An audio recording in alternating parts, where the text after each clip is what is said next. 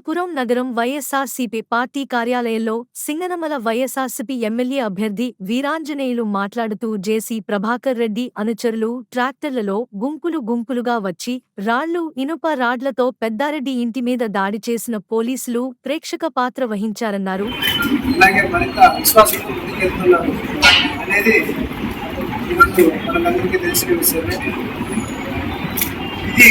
చంద్రబాబు నాయుడు గారు కూటమి వారు జీర్ణించుకోలేక ఈరోజు రాష్ట్రంలో ఎక్కడ చూసినా అలజడులు సృష్టించి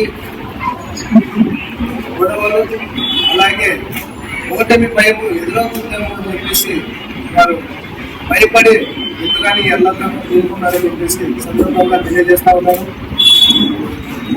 రాష్ట్రంలో చంద్రబాబు నాయుడు గారు జనసేన, బీజేపీ, తెలుగుదేశం మూడు పార్టీలు మేము కలిసి జగన్మోహన్ రెడ్డి గారిని అధికారం లేకుండా చేస్తామని చెప్పేసి ఎంతో పలికారు.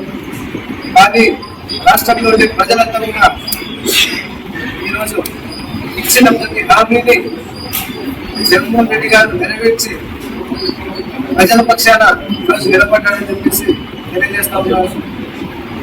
అలాగే విద్య, వైద్యం, వ్యవసాయం, పారిశ్రామిక రంగాల్లో విప్లవాత్మక సంస్కరణలు తీసుకొచ్చి ఈరోజు రాష్ట్రాన్ని అభివృద్ధి పథంలో నిలిపారు. రేపు పొద్దున మాకు అధికారం దక్కలేము, అధికారం రాదేమో అనే అపోహలు ఈరోజు చంద్రబాబు నాయుడు గారు ఉన్నారు. అధికార దాహం కోసము ఏ చర్యకైనా పాల్పడతారని చెప్పేసి సందర్భంగా తెలియజేస్తా ఉన్నారు. అధికారం సొత్తు కాదు, రాష్ట్ర ప్రజలు ఒకటి నిర్ణయిస్తే వారి అధికారంలోకి వస్తారని చెప్పేసి ఈ విషయం గమనించుకోవాలని చెప్పేసి తెలియజేస్తా ఉన్నాను. రాష్ట్ర ప్రజలు ఏ మేరకు నిర్ణయించారు, రాష్ట్ర ప్రజలు ఎవరు ఎన్నుకోబోతున్నారు, రాష్ట్ర ప్రజలకు మంచి జరిగిందా లేదా అనే విషయం మీద ఆలోచన చేయాలని చెప్పేసి తెలియజేస్తా ఉన్నాను. అలాగే కొంత ఎలక్షన్ అయిపోయిన మరుసటి రోజు తాడిపత్రిలో జరిగిన సంఘటన కూడా ఈ ఉదాహరణ అని చెప్పేసి తెలియజేస్తా ఉన్నాను. అలాగే పెద్దారెడ్డి ఇంటి మీద, తాడిపత్రి ఎమ్మెల్యే పెద్దారెడ్డి గారి ఇంటి మీద కూడా వాళ్ళు విసరడం పెరిగిపోయిన చర్య అని చెప్పేసి అనుకుంటున్నాను.